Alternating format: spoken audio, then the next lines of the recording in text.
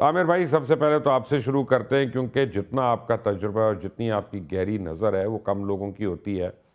और आप तो एक्चुअली प्लेयर्स बनाते भी रहे हैं, प्लेयर्स को वो क्या कहते हैं, उनको मंजावा भी करते रहे हैं। तो you have a very keen I over there. मुझे ये बताइएगा कि पूरी चैंपियंस ट्रॉफी में ओवरऑल आपको क्या लग रहा है कि कौन सी टीम, किसकी तैयारी ज़्यादा बेहतर लग रही है आपको? देखिए, अगर आप सबसे पहले तो अस्सलाम वालेकुम, आपको भी, उमर को भी और सब देखने वालों को। देखिए, जो आपको टीम में इस वक्त फॉर्मिडेबल लग रही हैं और उनकी करंट फॉर्म को देखा जाए तो South Africa is there, although Pakistan ने उनको हराया। उसके साथ साथ अगर आप न्यूजीलैंड की टीम की बात करते हैं तो इस टीम में सवाए विलियमसन के इतने बड़े सुपरस्टार्स नहीं हैं, इतने बड़े जो है आपके एक्स फैक्टर वाले प्लेयर नहीं हैं। लेकिन ये टीम बहुत ज़्यादा मेहनती है और ये कॉन्ट्रीब्यूशंस पे बहुत ज़्यादा बिलीव रखती है, अपनी लिमिटेशन में रह के खेलते हैं और इन कंडीशंस के हिसाब से उनके पास टीम भी तगड़ी है। तो मेरा ख्याल है ये टीमें दो जो हैं वो तो लग रहा है कि अच्छी तैयारी में है। और इंडिया की टीम भी बहुत अच्छा खेलती आ रही है। ऑस्ट्रेलिया अभी उनको सेटबैक हुआ है। उनके लिए होता ये है कि उनके अगर मेन प्लेयर बाहर भी चले जाओ तो उनके लिए ये टेम्परेरी इनकन्वीनियंस है, लेकिन वो उनके पास जो बेंच प्लेयर्स हैं वो भी तगड़े होते हैं।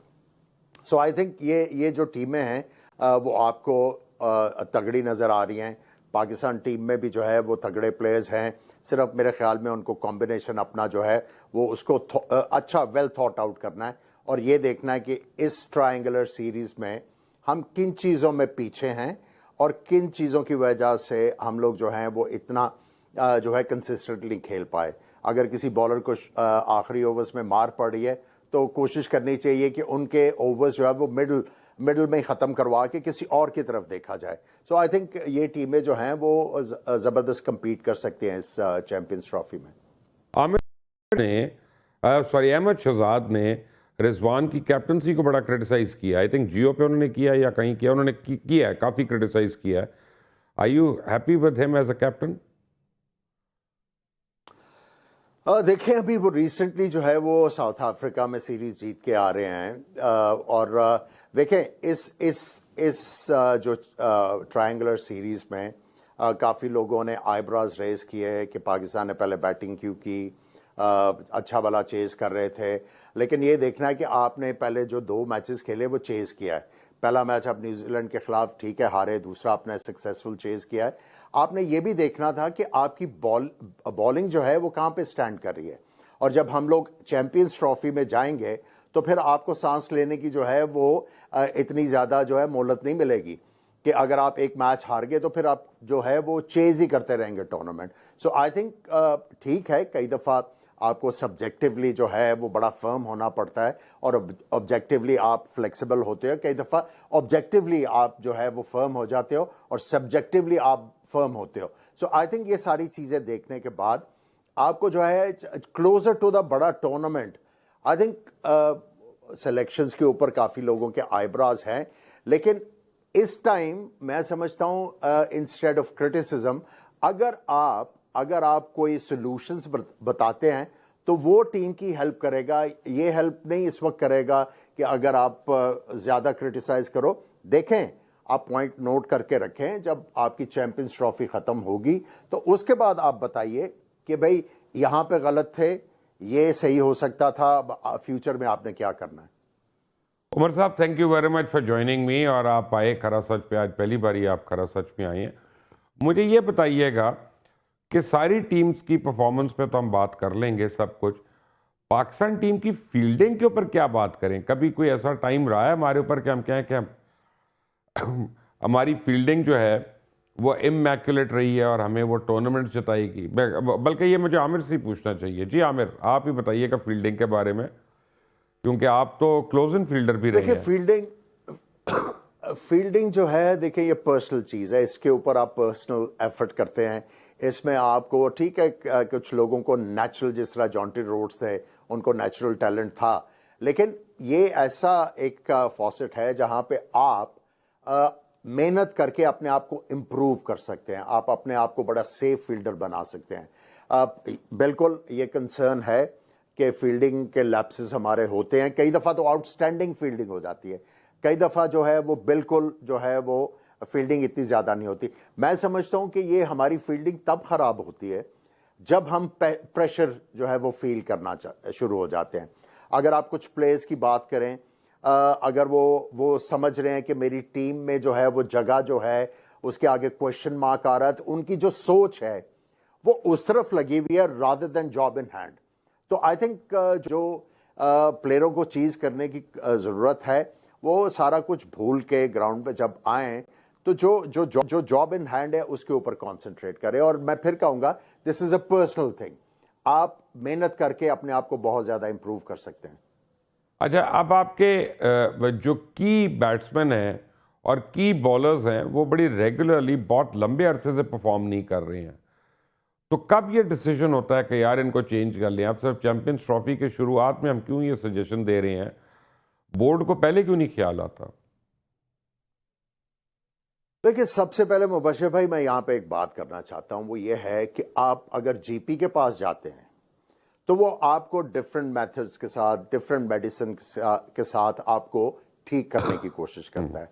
सर्जन के पास जाएंगे वो काटने की बात करेगा, ठीक है। सो देखें, आपके जो प्लेयर्स हैं अगर वो अच्छा परफॉर्म कर रहे थे, अगर उनकी परफॉर्मेंस में डिप आया है तो उनको हेल्प की जरूरत है ना, ऑब्वियसली।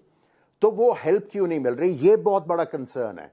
देखें, मैं काफी अरसे से यही कहता आ रहा हूं कि जो क्रिकेट के हालात हैं वो हम क्रिकेटर्स की वजह से हैं। अगर आप बात करते हैं chairman of the cricket board या बाकी लोगों की, वो क्रिकेटिंग बैकग्राउंड से नहीं आते और वो रिलायंट होते हैं क्रिकेटर्स की जो सजेशंस के ऊपर। को सही सजेशन मिलती है तो काम अच्छा हो जाता है, सही सजेशन नहीं मिलती काम जो है वो आगे नहीं चलता। मेजर कंसर्न ये है कि आपके पास एक कोचेस का जो है वो बहुत बड़ी टीम है आपके पास। Have they done anything? अब देखें ना, आप शाहीन शाह अफरीदी की बात कर लें, उनके ऊपर जो सबसे बड़ा क्वेश्चन मार्क लगा रहे थे वो इसकी पेस खत्म हो गई है, इसकी पेस खत्म हो गई है। कॉन्टिन्यूअस जो था वो क्रिटिसिज्म था।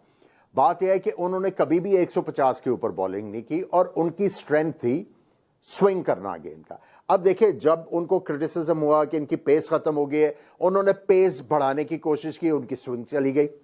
सो बात यह है कि सॉल्यूशंस जो हैं उनकी जरूरत है। क्रिटिसिज्म तो होता रहता है जी, वो तो बड़ी आसान चीज है। What are the solutions? अब मैंने जिस तरह पहले बात की कि शाहीन शाह अफरीदी अगर आखिरी ओवर्स में स्ट्रगल कर रहा है तो आप उसको बीच में ले आएं, उसके बीच में ओवर खत्म करवा दें। मुझे याद है जब वकार यूनुस से पुराना बॉल होना बंद हो गया था और उनको काफी ज्यादा हिटें पड़ती थी, उस वक्त मैं कप्तान था, तो हमने यही डिसाइड किया कि अब इनकी पेस खत्म हो गई है लेकिन इनकी यूटिलिटी है, अब इनकी जगह हम किसको आखिर में बॉल कराएं। सो हमने डिसाइड किया कि चूंकि सकलान मुश्ताक गेंदबाज बहुत आला निकालता तो इनको आखिरी ओवर कराएंगे। सो आपने अडेप्ट करना है और आपने इंप्रोवाइज करना है। देखिए, शाहीन की अभी यूटिलिटी खत्म नहीं हुई, वो विकेटें ले रहा है, अगर वो रन्स दे रहा है तो वो आखिर में जाके दे रहा है। तो आपने यही सोचना है कि भाई हमने इसके चीजों के सोल्यूशन किस तरह निकाले। इस पे मैं आपको एक और बात कहूंगा, किया है मैं आपसे टोटली यानी देखिए आपका तजुर्बा अपनी जगह पे है, लेकिन एक मेरी ऑब्जर्वेशन है, पहले उमर से भी मैं उसकी राय ले लूं कि चैंपियंस ट्रॉफी के बारे में ओवरऑल व्यू क्या है। उमर अकमल आपका?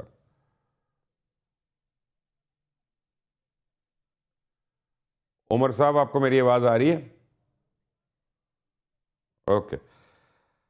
आमिर साहब, प्रॉब्लम यह है कि मैंने एक मैच देख रहा था जिसमें पिछले मैच में न्यूजीलैंड ने धोया था पाकिस्तान को। Shaheen Afridi close and field कर रहे हैं, आई थिंक स्लिप पे फील्ड कर रहे थे, कहाँ पे फील्ड कर रहे थे, बड़ी सीरियस एक हार्ड किस्म की स्निक आई है उनकी तरफ, उनकी उंगलियां लगी हैं लेफ्ट हैंड की और वो गेंद तो निकल गई लेकिन वो अपना हाथ ही मलते रहे। I am sure he was hurt. उसके बाद उन्होंने आखिरी ओवर करा दिया अपना, और वो उस आखिरी ओवर में जो हुआ वो सबको पता है। तो इतने की बॉलर को क्लोज इन फील्ड में रखता कौन है? देखिए, ये तो कंसर्न है, लेकिन अब आप लोगों को छुपा नहीं सकते। देखें, एक तो जो रूल्स चेंज हुए हैं, और रूल्स ये चेंज हुए हैं कि अब आपको एक टाइम अलॉटेड है कि जिसके दरमियान 2 ओवर्स के दरमियान आपने अगले ओवर के लिए तैयार होना है। तो उसमें अगर आप एक बंदे को सेव करना चाह रहे हैं तो आपको तो ओवर्स का फाइन हो जाएगा। सो आपने सारी चीजों को सामने रख के करना है। और अनफॉर्चुनेट था कि लास्ट टाइम जब उनको गेंद लगी वो इनसाइड, मेरा ख्याल है उन्होंने फ्लिक किया, he was at short fine leg. Sorry silly, तो वो अब अपने इसके अलावा आप बिल्कुल लेग स्लिप के ऊपर थे रेफरी। शॉर्ट फाइन लेग के ऊपर थे। तो अब आप कितना छुपा सकते हैं, कबाहतें भी बहुत ज्यादा है ना। जी उमर, आप सुन रहे हैं इतनी देर से, क्या कहेंगे चैंपियंस ट्रॉफी के बारे में? अस्सलाम वालेकुम। सबसे वालेकुम पहले सलाम। आमिर भाई आपको भी मैं ऑनेस्टली बात बताऊं, मैंने आपके वालेकुम अस्सलाम।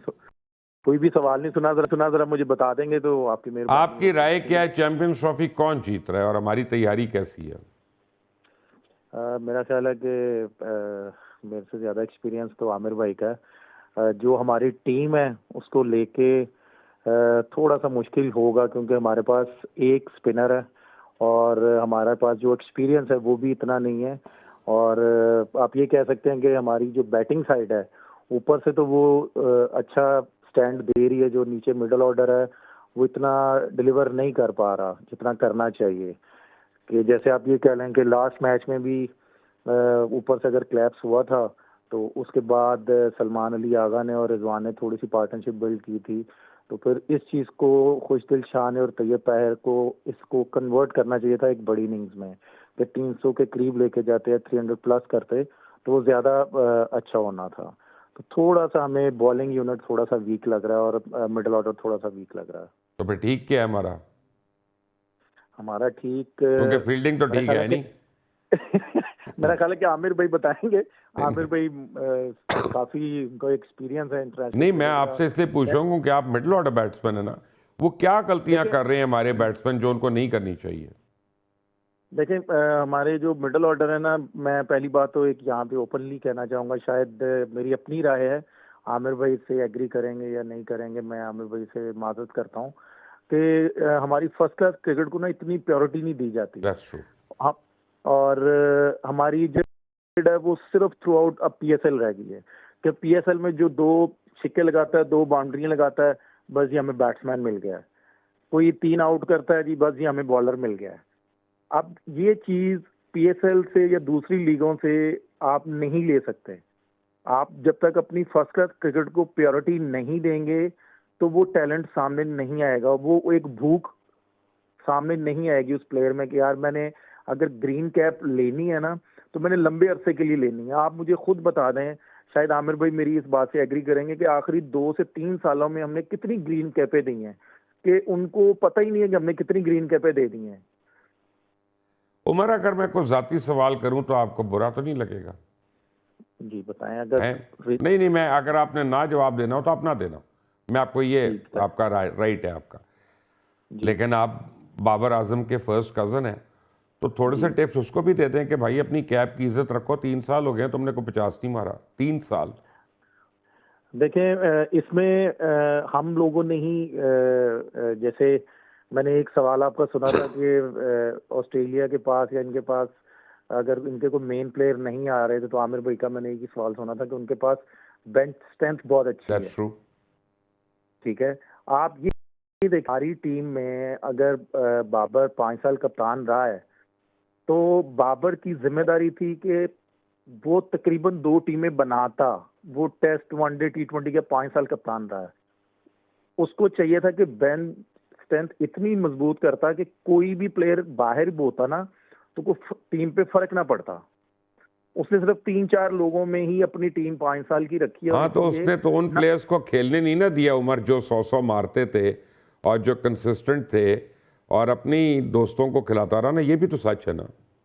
मैं यही चीज आपसे बोलने लगा हूं ना कि अगर वो बेंच स्ट्रेंथ अपनी मजबूत करता तो आज मेरा ख्याल है कि जो गलती सरफराज ने की थी चैंपियंस ट्रॉफी में 2017 की, आज यही गलती है कि मैं खुद बाबर के पास गया था और मैंने डोमेस्टिक में परफॉर्म किया था। मैंने कहा था कि बाबर मुझे इस टाइम तेरी जरूरत है, मैं अगर टीम में आऊंगा तो अगर ऊपर से अच्छा स्टार्ट दे रहा है, मैं नीचे से तुझे फिनिश करके दूंगा, तू भी कप्तान रहेगा, मैं भी टीम में रहूंगा, तो पाकिस्तान को एक अच्छी जीत मिल सकती है।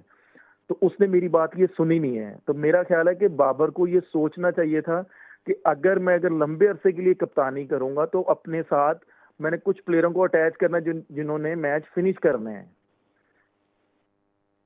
ठीक इस तरह है, लेकिन मैं ये फैक्ट है कि मैं अगर कहूं कि वो सेल्फिश प्लेयर है, टीम का प्लेयर नहीं है। नहीं, मैं ऐसा नहीं कह सकता। वो एक उसका एक रोल है। वो मे भी अगर आमिर भाई इस चीज से इत्तेफाक करते हैं कि नंबर 3 पे अगर वो खेलता है तो वो ज्यादा रन करेगा। उसको ना एक आइडिया हो चुका हुआ है कि मैंने पहले 5 ओवर कैसे खेलने हैं, फिर 10 ओवर कैसे लेके चलना है, फिर मैंने अगले 5 ओवर कैसे लेके चलने हैं। उसके साथ कोई खेलने वाला होगा ना, वो साथ साथ खिलाता जाएगा ना, मिडल ऑर्डर को भी, हिटर को भी, तो वो ज्यादा फायदेमंद होगा। क्योंकि नया बॉल वो एज ए ओपनर तो खेल रहा है, उसको उसको एक जिम्मेदारी चलें, दी है। ठीक है।